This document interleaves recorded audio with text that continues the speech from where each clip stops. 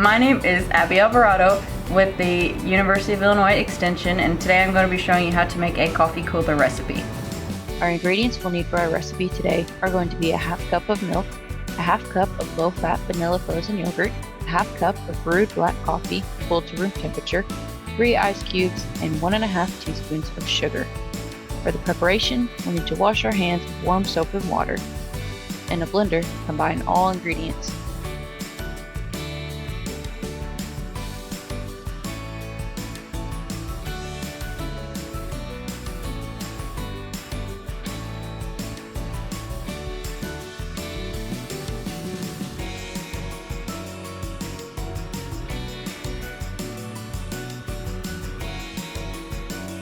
Puree until smooth.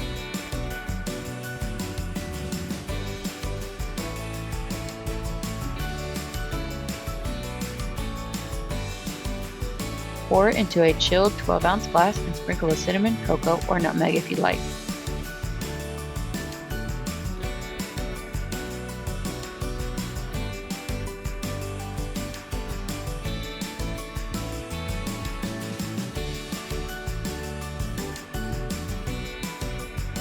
And that's how you make the delicious coffee cooler.